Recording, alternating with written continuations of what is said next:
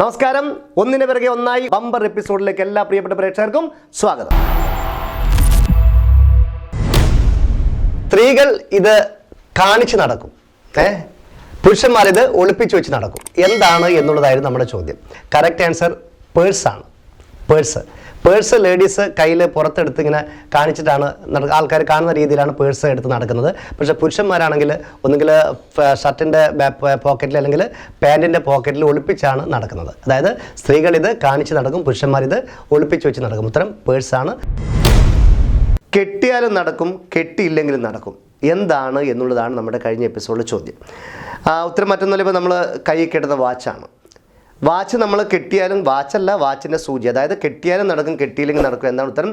വാച്ചിലെ സൂചിയാണ്. ഇപ്പം നമ്മൾ വാച്ച് കയ്യിൽ കെട്ടിയാലും നടക്കും, വാച്ച് ഊരി എവിടെ മേശപ്പുറത്ത് വെച്ചാലും അതിലെ സൂചി കൃത്യമായിട്ട് നടക്കും. അതായത് കെട്ടിയാലും നടക്കും കെട്ടിയില്ലെങ്കിൽ നടക്കും. എന്താണ് ഉത്തരം? വാച്ചിലെ സൂചി. മനസ്സിലായല്ലോ? ഹാപ്പി അല്ലേ? ഓക്കെ. അപ്പോൾ നമ്മുടെ ചോദ്യമായിരുന്നു പലരും ഭയക്കുന്ന പടി ഏത് എന്നുള്ളതായിരുന്നു ചോദ്യം. ഉത്തരം നടപടിയാണ്. നടപടി.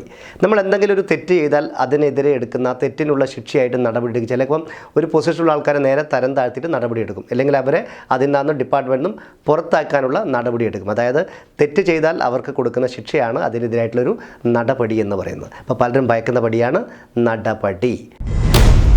അടിയുടെ കൂടെ ചേർന്നാൽ നല്ലതും തല്ലിൻ്റെ കൂടെ ചേർന്നാൽ മോശമാകുന്ന വാക്ക് ഏത്?